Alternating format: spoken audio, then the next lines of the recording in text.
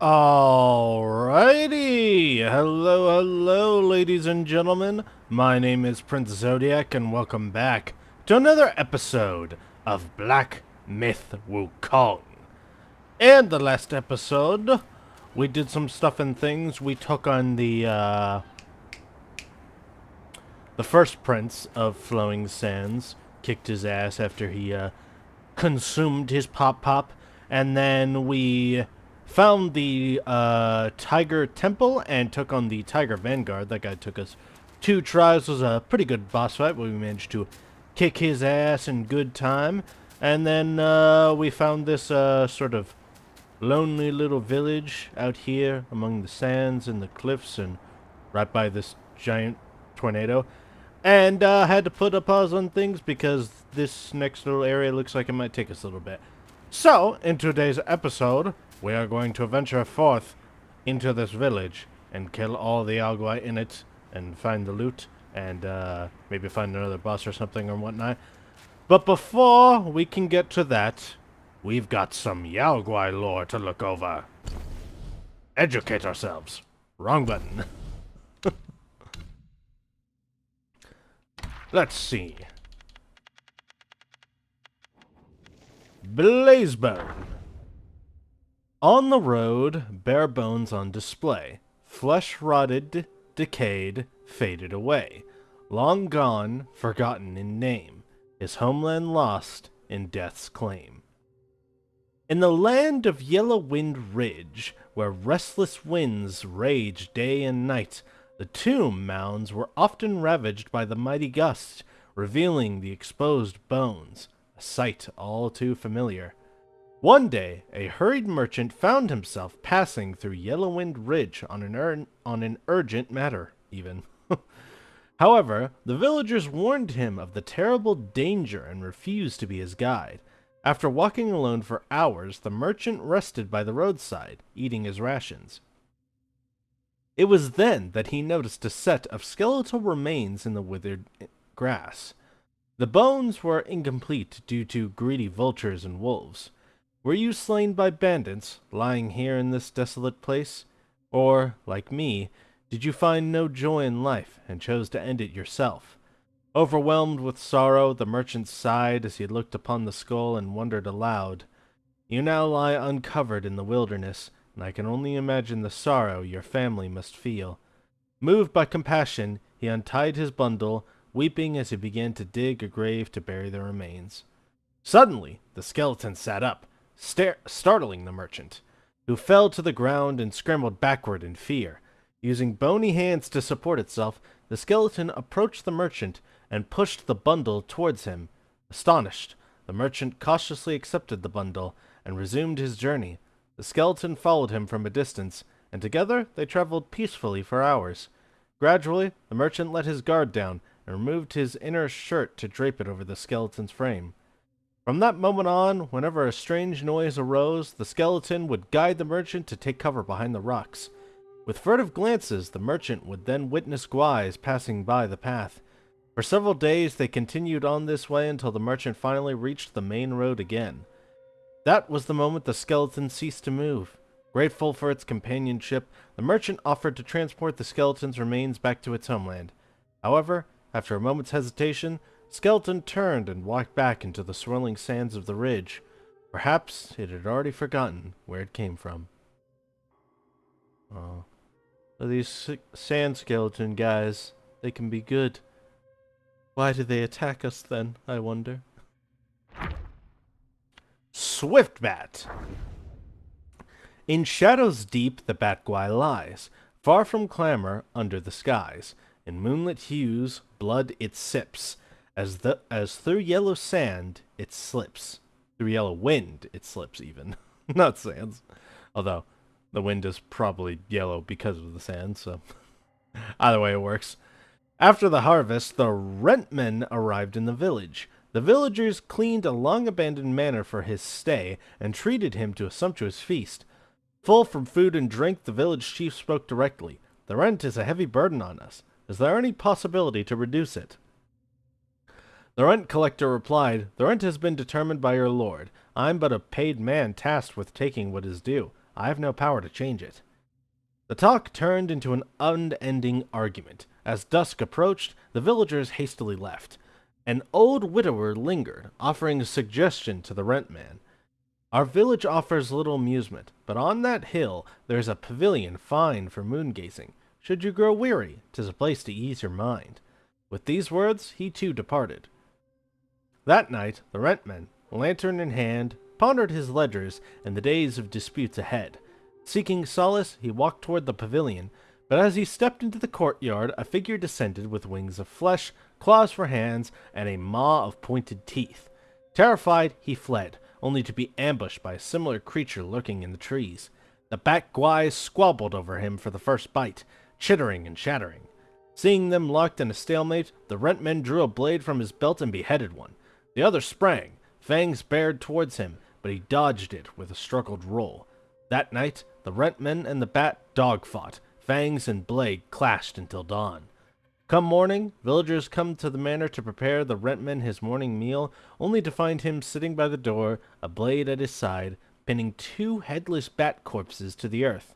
In the days that followed, they paid their full rent and hosted another rich feast, sending the rentman back to the town with due respect. Damn. that guy's a badass. He's just like, I'm only here to collect taxes, but also I get has a full-on hour-long anime fight with a bat monster thing. That guy's a badass. And then he just nails them to the earth in front of the manor he was staying in. What a legend. Withered corpse.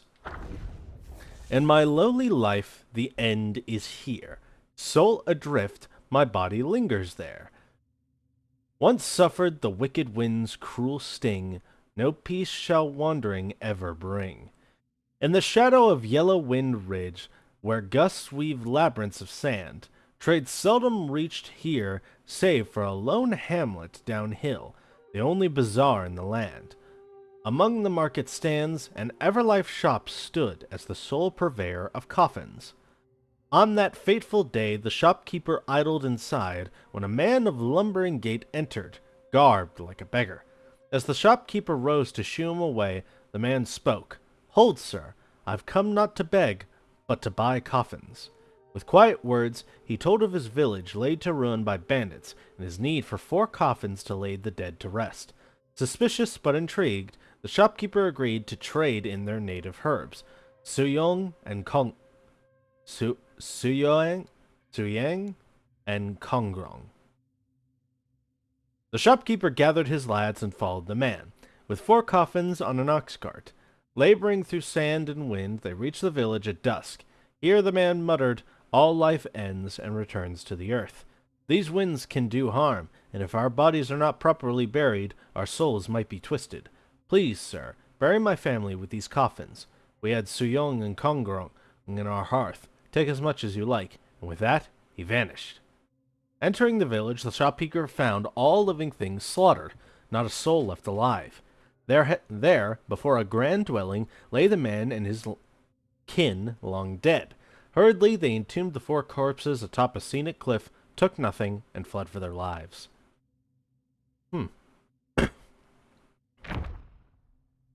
So, town got wiped out, and this dude, so determined to ensure his family's souls remained the same even in death, manifested to buy some coffins. Life is hard in the deserts. The Acolyte Chiefs. First prince of the flowing sands. Though hairless, strength prevails, sturdy and bold, never frail. Madness hides in mountain, where winds sing, in dark gutters, reigns as king. The yellow-furred rat had quelled the calamity caused by Fubon, earning the king's deep respect and being appointed as the royal sage. No matter the state affairs or the minutiae of daily life, the king would first seek his counsel. At the sage's suggestion, the king issued the Rodent Reverence Edict, prompting rodent guys from all around to migrate into the city. The first prince, having distinguished himself in battle, was conferred the title of Brave General and was basking in his success. However, he was deeply displeased that a Gwai sage had stolen his shrine. Oh no, his shine. Sorry. With the pretext of the rodent Gwais causing trouble, he rallied court officials to petition for the royal sage's removal. Several upheavals ensued in the court, resulting in the death of many loyal to the prince, and even the third prince left in anger. Yet the king's trust in the sage remained unshaken. On the sage's birthday, the entire kingdom worshipped his statue, and even the king paid a visit to the temple of royal sage himself to offer incense and prayers. Unable to contain his fury, the first prince overturned the incense table in public. Such an affront to royal authority could not be tolerated. Enraged, the king imprisoned the prince. The sage, however, was not angered, and even spoke many good words for the brave general. Learning of the sage's intercession, the prince became even more convinced that he was a deeply scheming evil Gwai, cursing him incessantly in his cell. The king, upon hearing this, grew more antagonized by his unruly son. Hence, he decreed that the prince needed strict discipline, ordering that his meals be delivered to the cell door thrice daily, with no visitors allowed. Initially, the prince was very stubborn, but over time he softened and began to plead for mercy. Yet he remained defiant in his heart, constantly plotting to kill the rodents and avenge himself once he was free. One day, his meal was late, and he was growing anxious. Then he heard the sound of a key turning, and the cell door unexpectedly opened. After waiting for a while and seeing no one enter, he walked out himself. To his astonishment, the guards and officials bustling about outside were no longer human. They all became rats dressed in robes. The prince thought it was that the sage had led the rodent Gwais to usurp the throne, and in his panic, he charged into his father's golden hall. A short, stout rat, speaking in his father's voice, called out to him. This must be an impostor. The prince grabbed a guard's sword and struck at the king.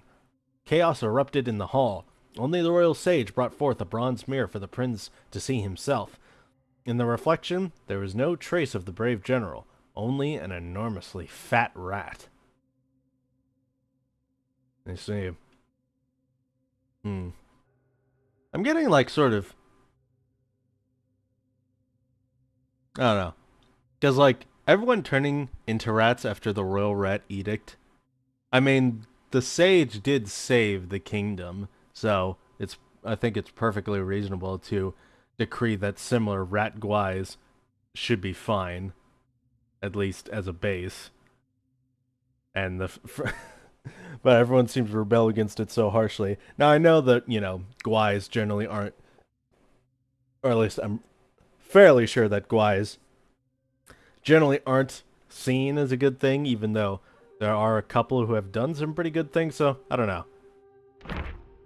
I'm not sure if I'm getting the vibe I'm supposed to be getting off the Gwais.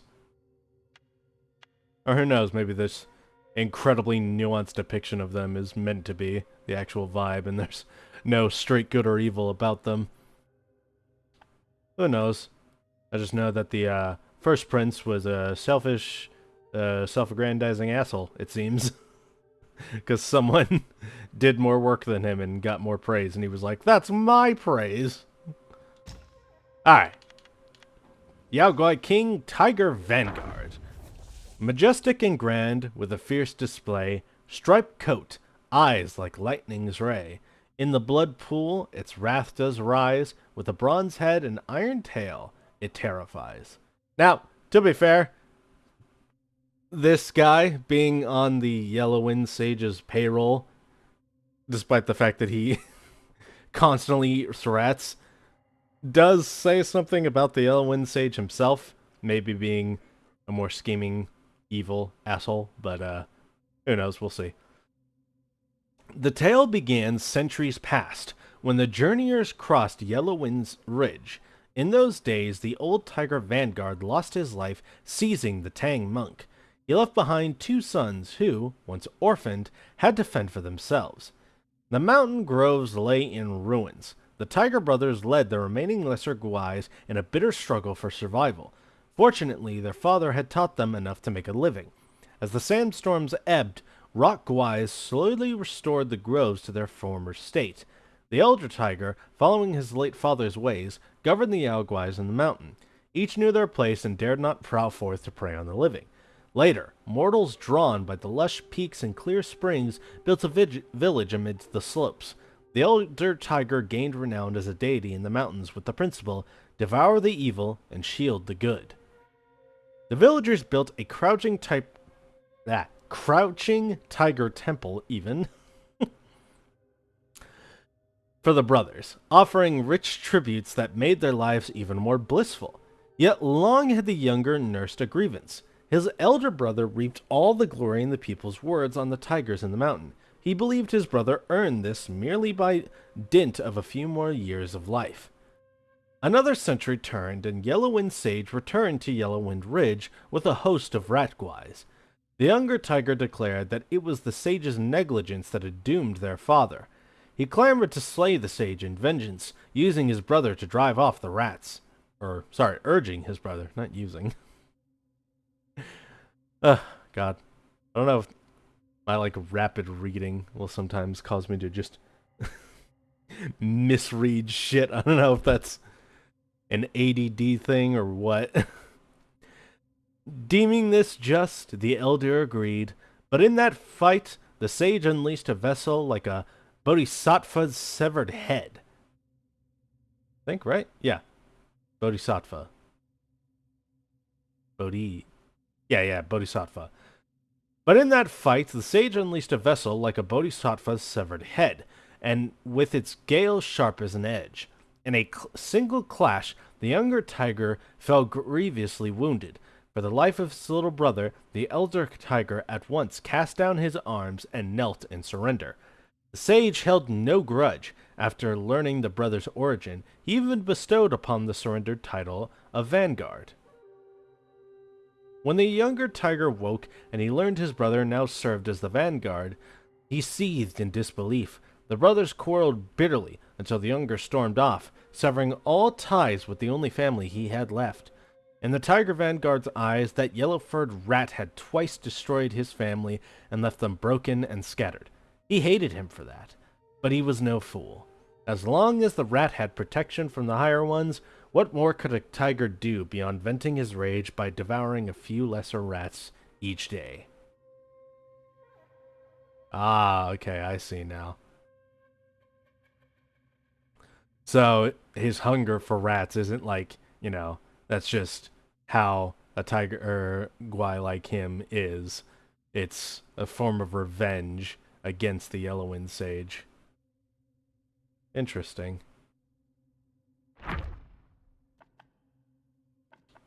It definitely does paint the Yellowwind Sage rule over him a little bit differently. This is a relic stab. Oh, I have not done this. Unveiling strike, the cooldown of spells must reduce.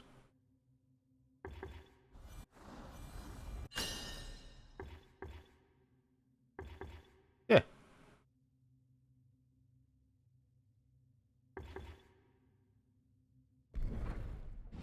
Yay.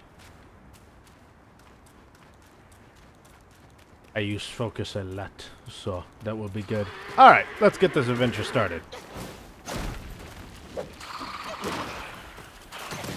Ow. Let's get rid of you lot. Ow.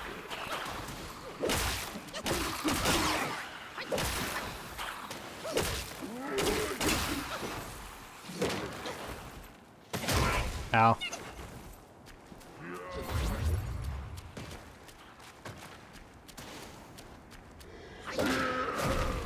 Ow.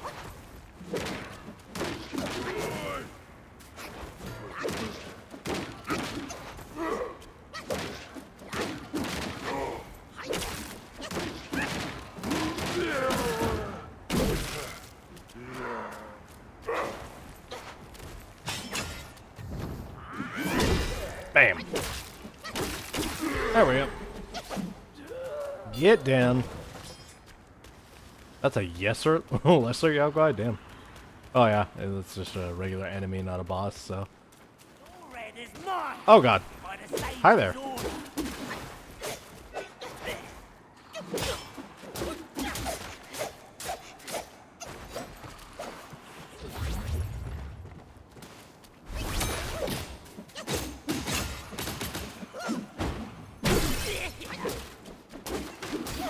Get out of here, buddy.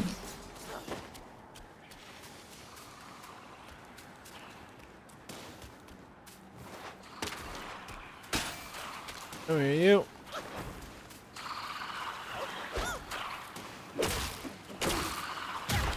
Ow.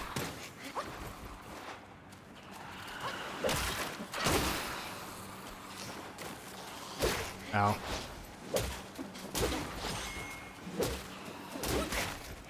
Ow. Stop cornering me.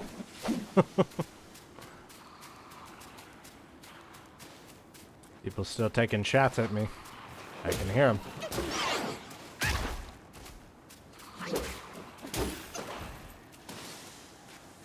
There you are.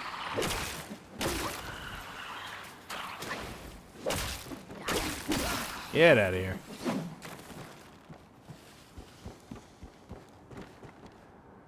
Absorb this. Give me will. Thank you.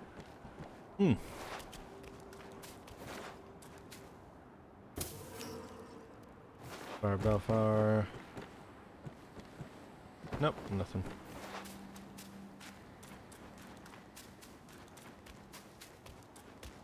Righto, I think that's a way forward, but I want to go this way first. Stand ready.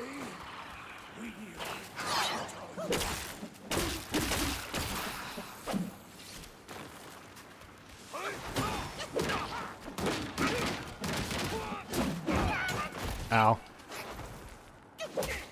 Ass. Ow. Well.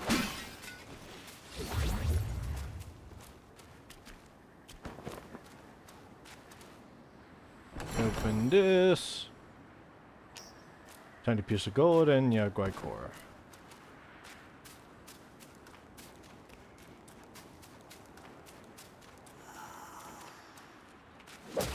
Get out of here.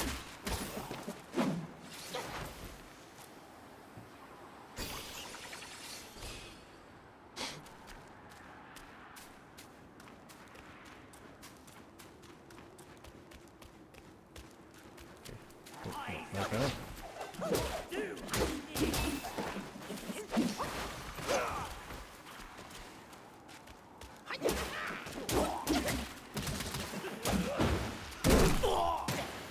Ow. Oh, that was a misinput.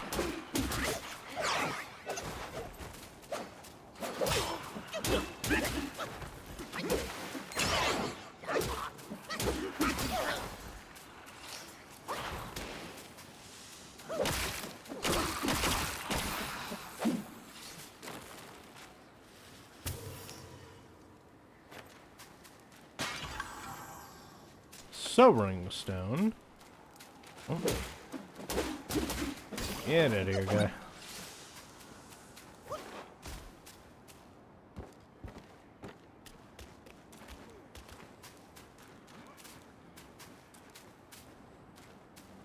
Nothing.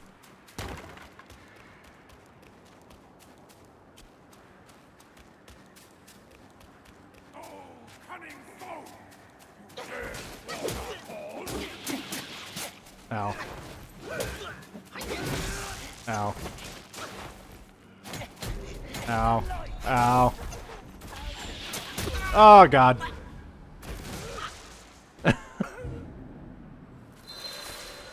That was a bigger ambush than I was expecting.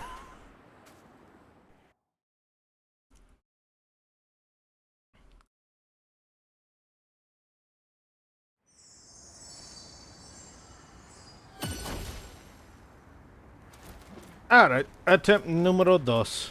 Oh god, I gotta deal with this guy again. Ugh.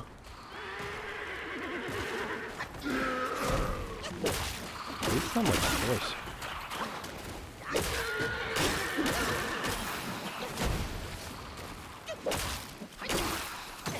Ow.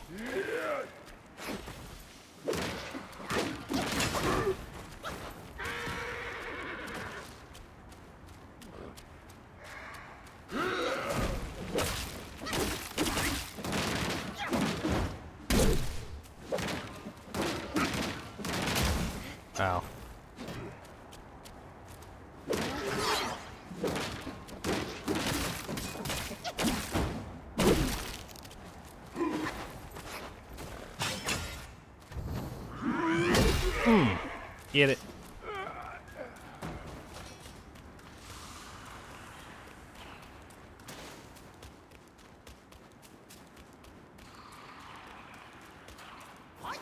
This guy. No, he's gonna be an annoyance later. Somehow.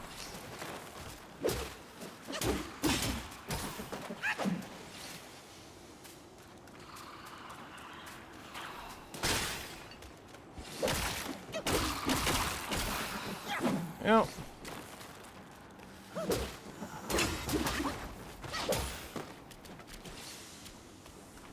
Alright.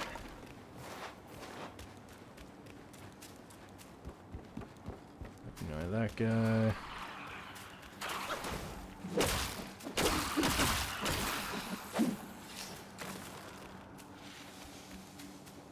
This way.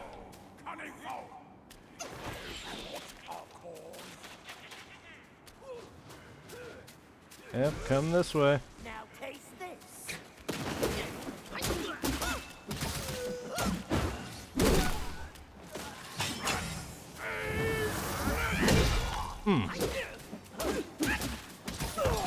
Get it.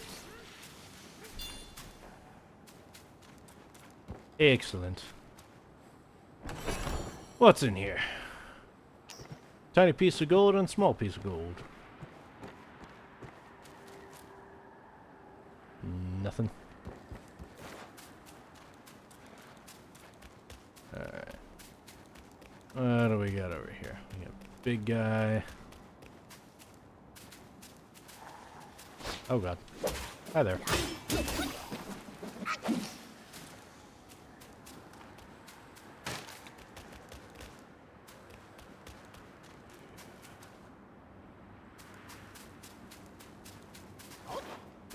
In there. Right, yeah, okay.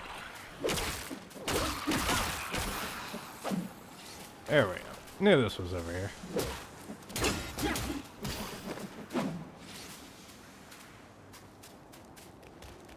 Hello there. And what are you? Will and silk. Oh.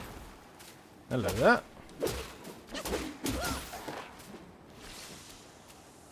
Bad sir, you will not touch me.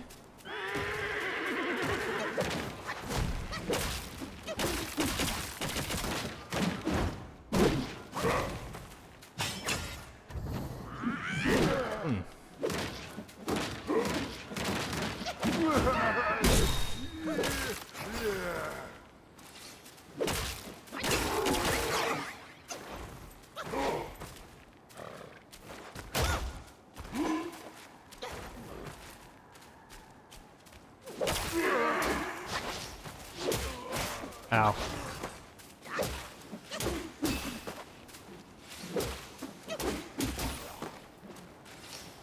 Get out of here.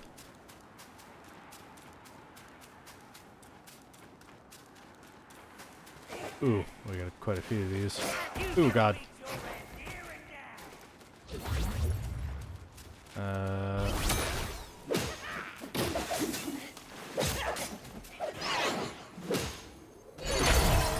Here, no.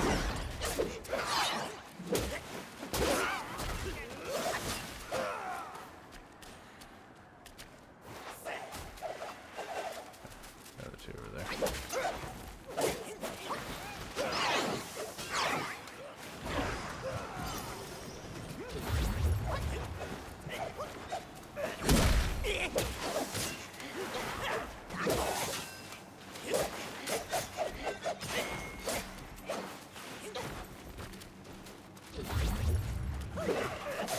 Ow. Get out of here.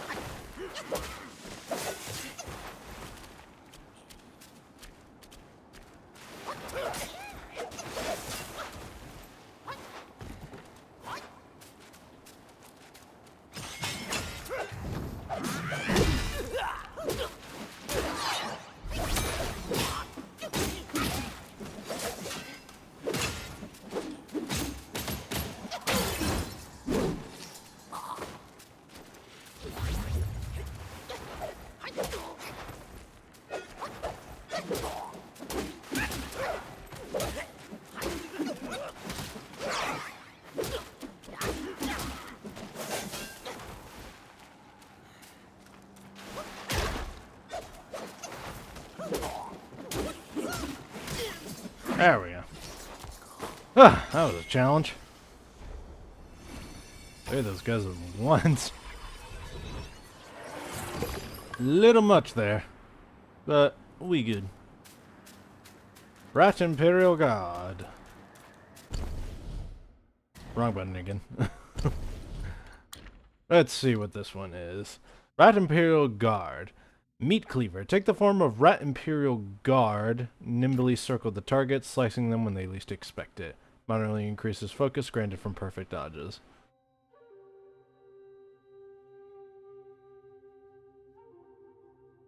It's like a dodge and then attack. We'll stick with Wandering Light. Right over here.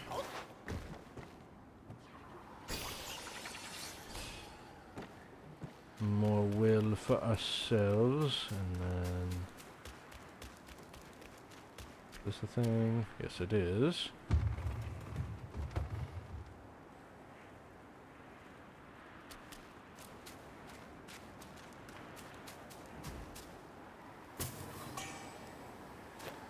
Le Zhong Fragrant Vine. Luogia. Luogia. Something.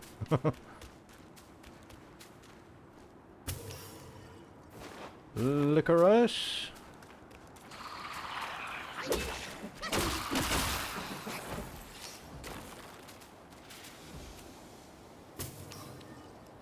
Fire Bellflower.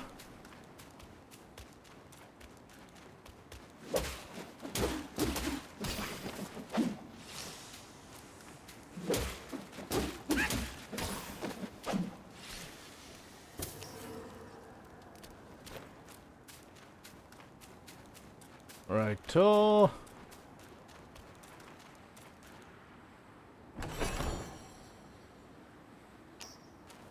More tiny pieces of gold and small pieces of gold. Very good.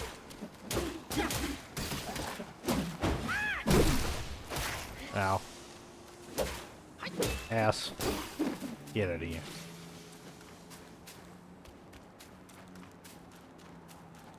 Alright. I think that is this area gotten through.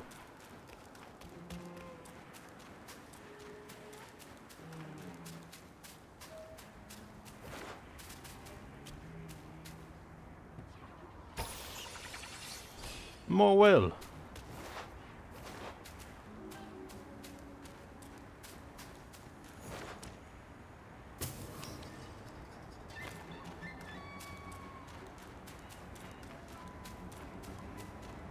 Ooh, I got a shrine.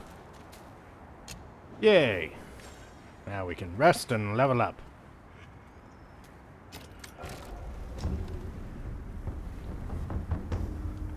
Self-advance. Ignite the sparks. Let's see now. What do we do for this?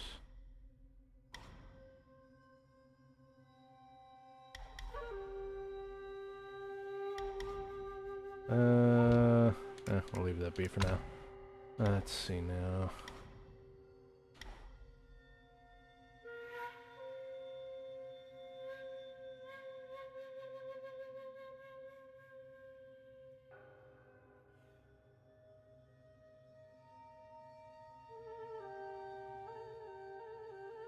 Yeah, I'll look in that. Now, yeah, the Winding Wind counter is still kind of difficult to land, but...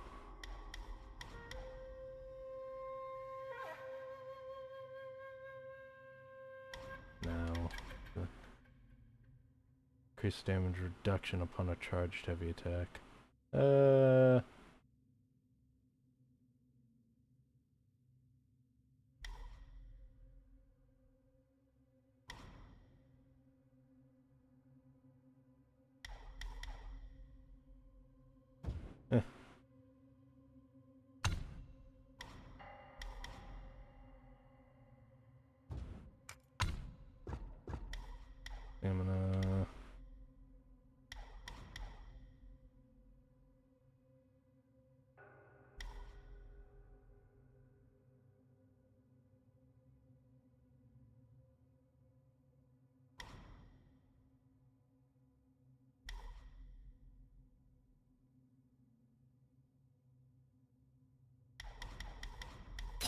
we'll get started on that one so we can move down that tree as well.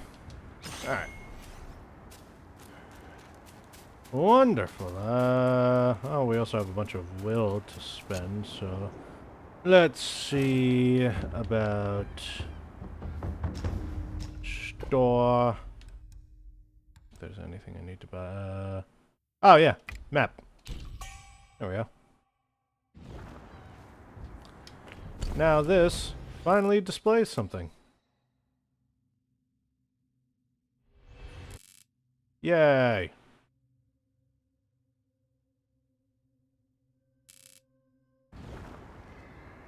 Let's see now. Craft. Do we have anything new? We don't. We just have the serpent scale stuff, which I'm not going to be using just yet.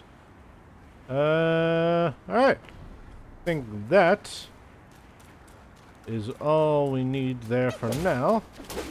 We're going to keep going.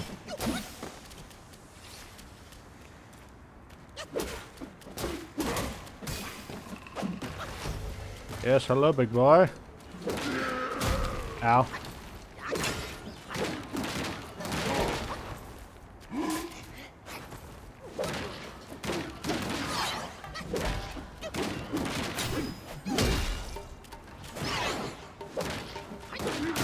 Ow.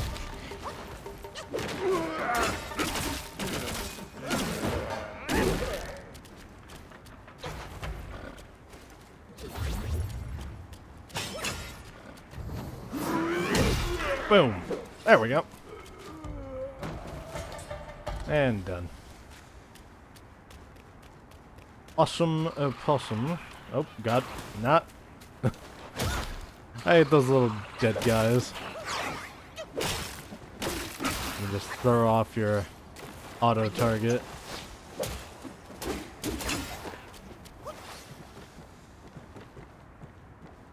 Which is an interesting use for an enemy, one that exists specifically to temporarily mess with your lock-on.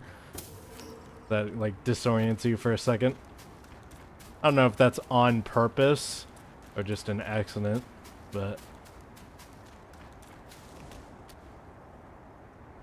Open this.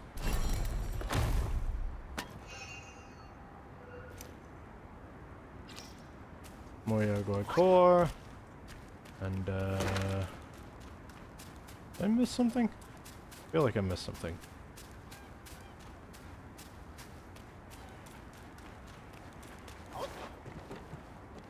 No? Okay. I don't know why I feel like I missed something. Whatever.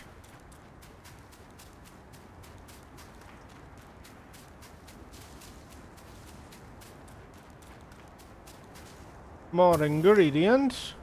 Yeah, we are right by that big tornado.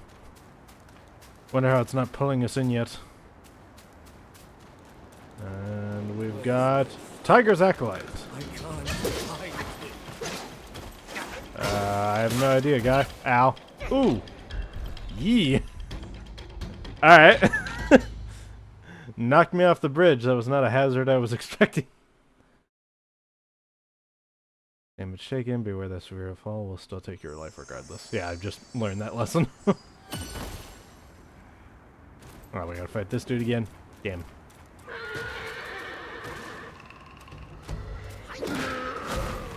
Ow. I gotta dodge to the side for these guys. Ow. Ow. That's not cool, buddy.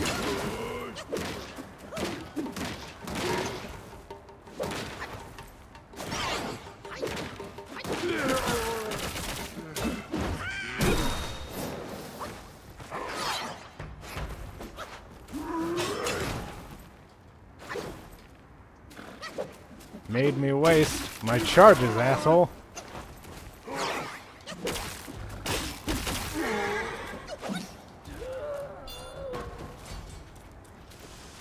Mind core.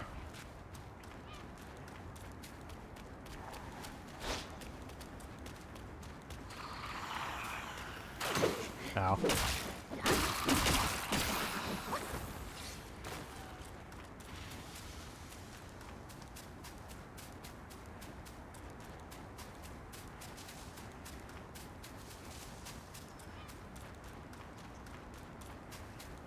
Alright. Tip number 2. Your life for my Why, buddy? I didn't kill your son. I know, wait, Tiger's Acolyte. Maybe I did kill your son. If your son is somehow the Tiger Vanguard. Ow.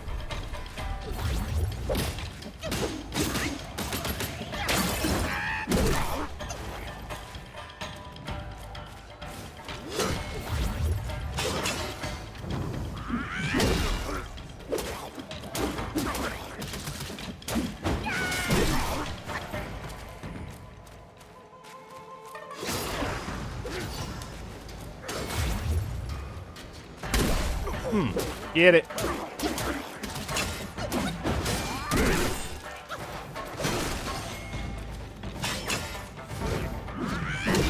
There we go. Old rattle drum. I shouldn't have. With all my skills, I failed. Ooh. Did I find a spirit? It's trying to walk away, make it cinematic. But, and then he dropped a spirit, and I'm just like, ooh, loot. Okay. Let's see. Tiger's Acolyte. Take the form of Tiger's Acolyte, draw near the foes in a flash, and hack them with a sword, dealing single instance of damage.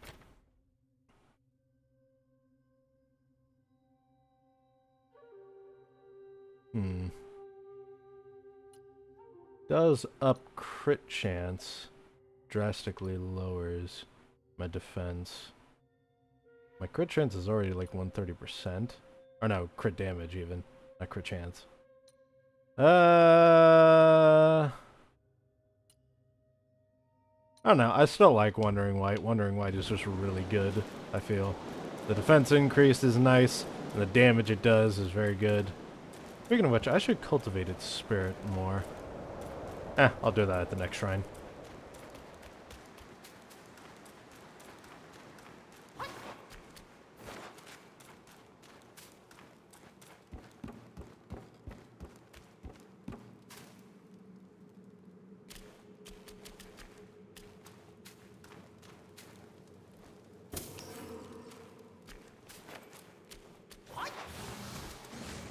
Oh, hello there.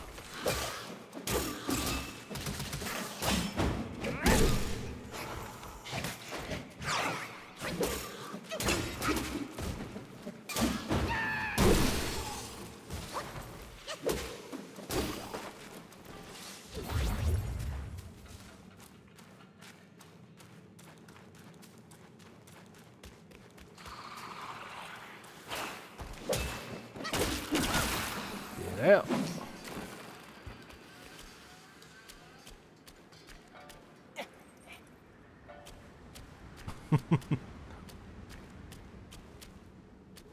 Nah, he's not doing it again.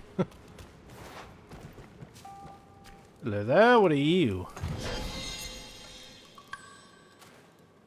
Glazed Reliquary. It's a curio. Oh. First and foremost, get rid of you. Ass. Get me out of this corner. Ow.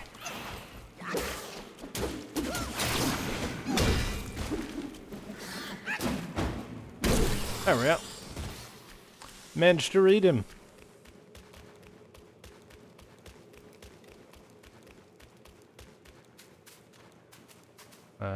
Oh wait, isn't there?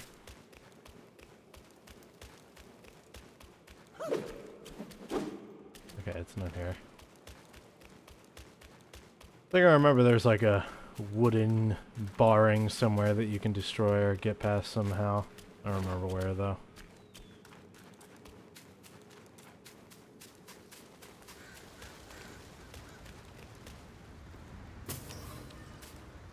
Licorice.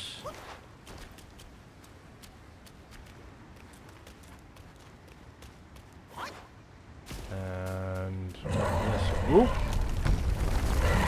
Stone Vanguard. Ooh, big rock guy.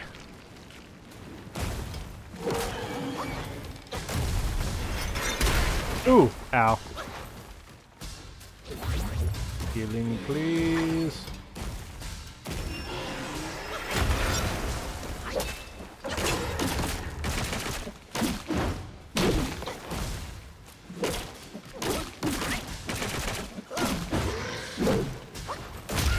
Ow.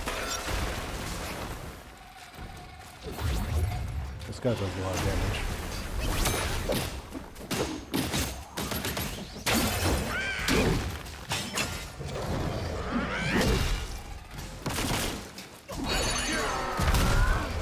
Get it.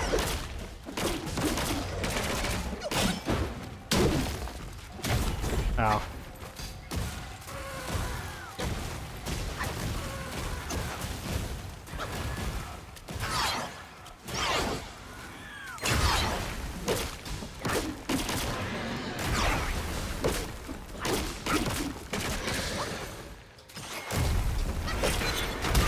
Ooh.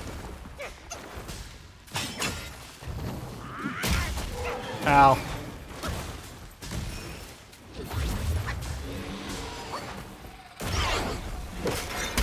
Ow.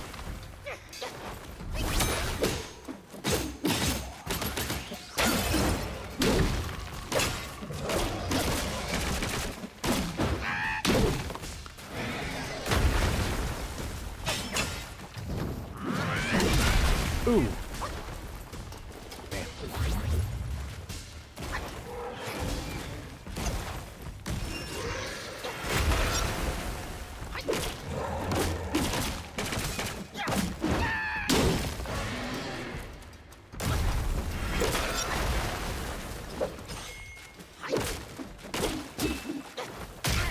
Ow.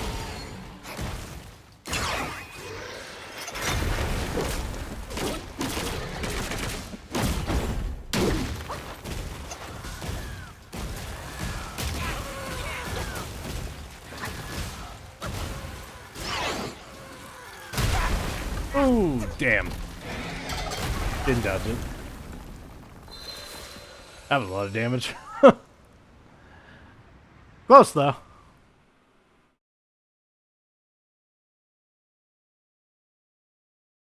Very close. Oh, I gotta go through all this again. Damn. Alright, you. Come here. Oh no, wait. I can actually use this. An opportunity to cultivate my spirits. I can... Ow! No! Tried to reset. God damn you. Ow.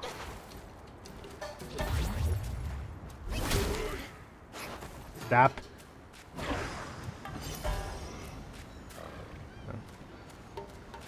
There we go. Reset them. Rest. Self-advance, cultivate spirits. Here we go. Let's do... Yes. Key cost. Not avoidness. Nothing.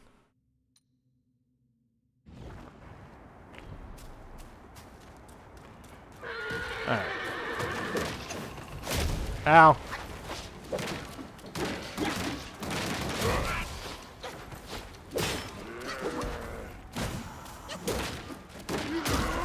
Ow. Ow. What is...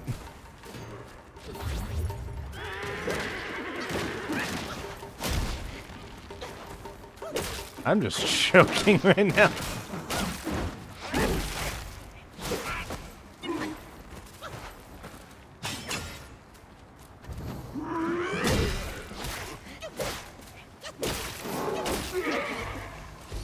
Jesus. I like hard choked on that fight. I don't know what happened there.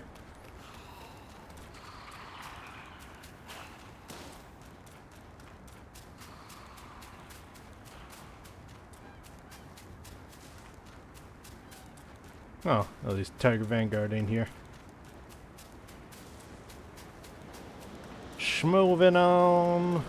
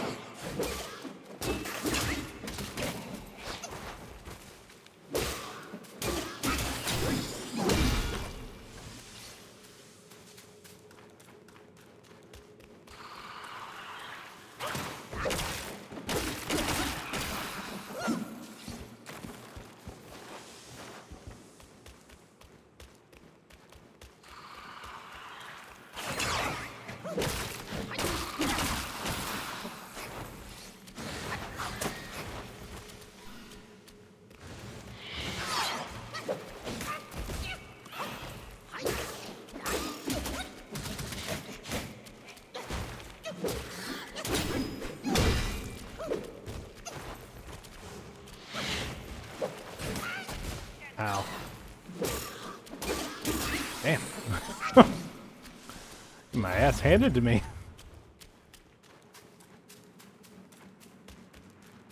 Alright, Rock Vanguard, attempt number 2. Although, I'm not fully confident in this attempt, considering how much the regular enemies were kicking my ass, but whatever. Stone Vanguard, not Rock Vanguard. Alright, let's do this, big boy.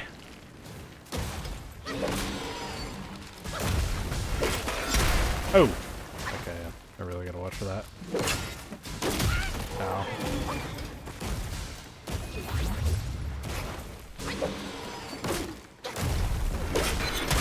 Oh god, okay.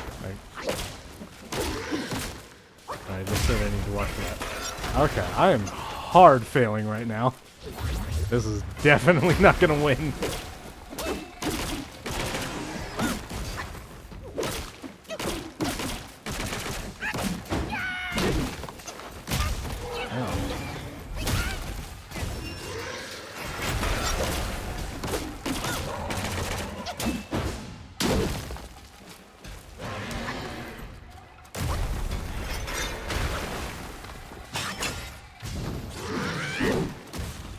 What the?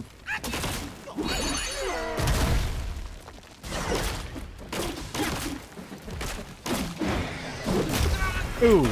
Yep. Damn. That was a failure of a run. Jesus. I was just hardcore eating it.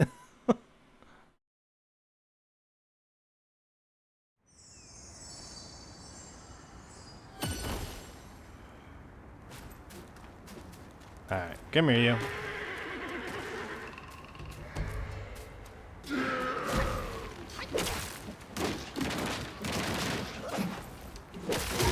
Ow.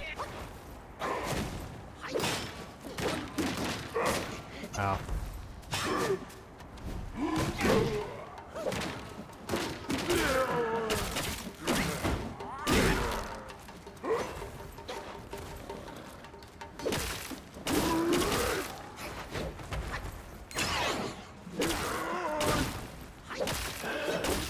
There we go. Much better. I don't know why that first one was such a struggle. Oh, because you were interfering in that fight. No, you. I don't know if I'll be able to just outrun those swift bats. Probably not, but I can give it a try at least.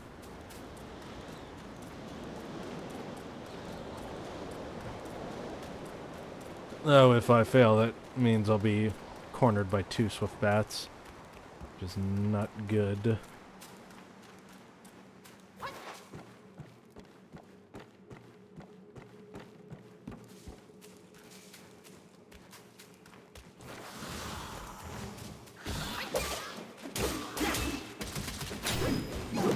Oh. Ow.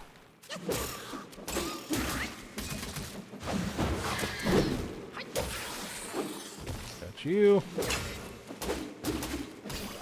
Got you.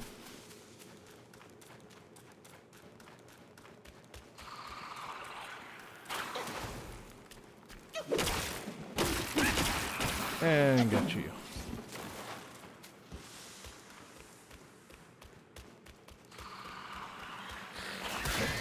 Ow.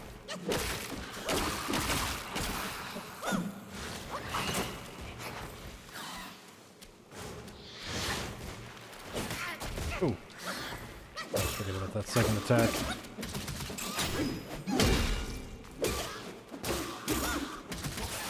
There we go.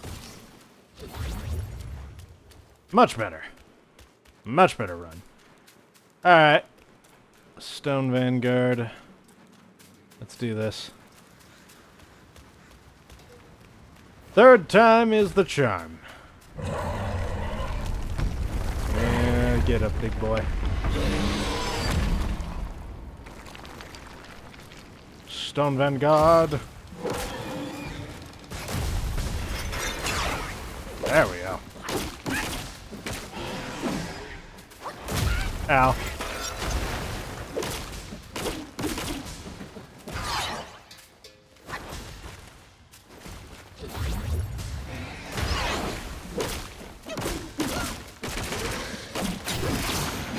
Oh, read ya.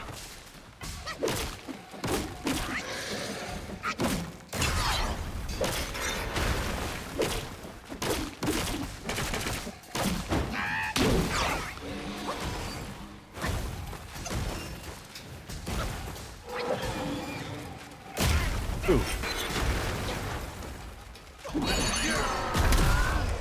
There we go. And smack.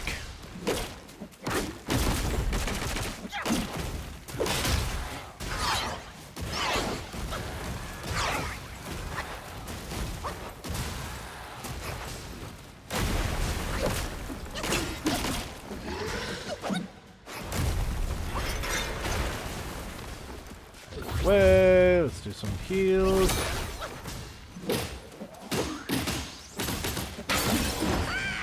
Ooh, ow. Ow.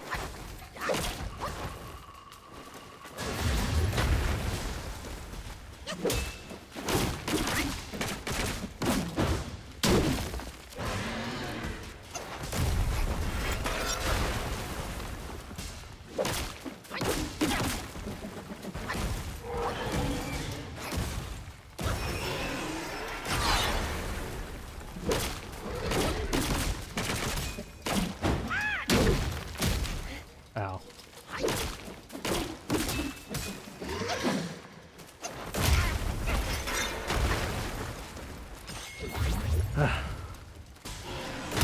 Oh, god damn it.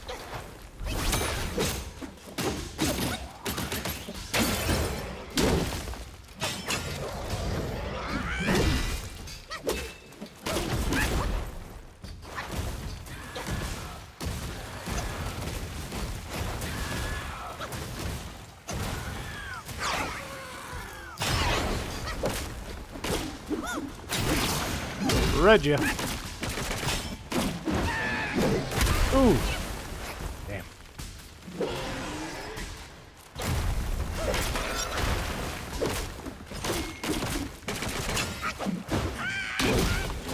Ow.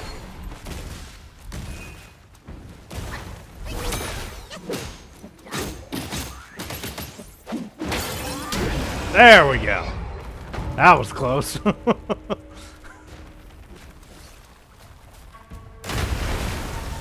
Ah, finally. We got him. Took quite a bit of effort, but we got him.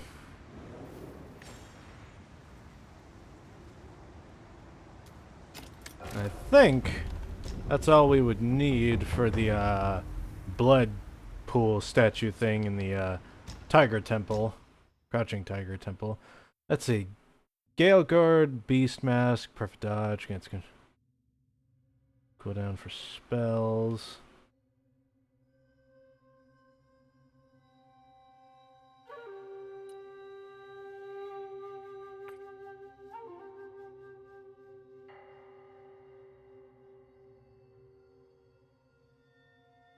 Yeah, we'll do this. Yeah.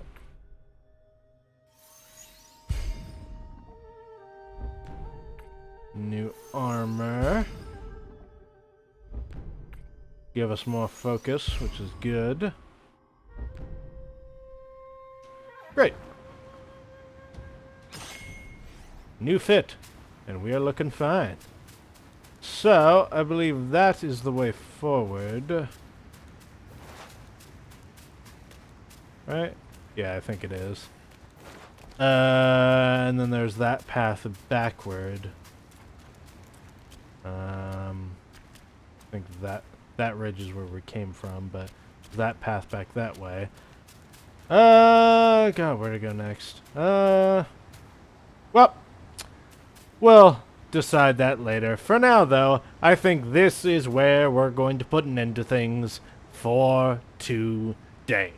Next time, yeah, we'll be continuing our journey through the Kingdom of Sahili, the Yellow Wind Ridge, and I don't think we'll be getting to the final boss just yet, even though I know he's close, because we still have this sort of like Kingdom's secret thing to do, which I've kind of forgotten what it is, but I don't know. I'll figure it out. Refresh myself on certain knowledge and things, because there's also a thing we can get here that has a secret boss fight for both this chapter and Blackwind Mountains area. It's like a behind a waterfall thing. I have to remember what it is, though. Anyway, thank you guys for joining me on the journey so far. Leave a like and a comment down below if you've enjoyed what you've seen here. And remember to also consider subscribing. And if you do, make sure to hit that notification bell. I would really appreciate it. And hope to see you all next time. Peace out.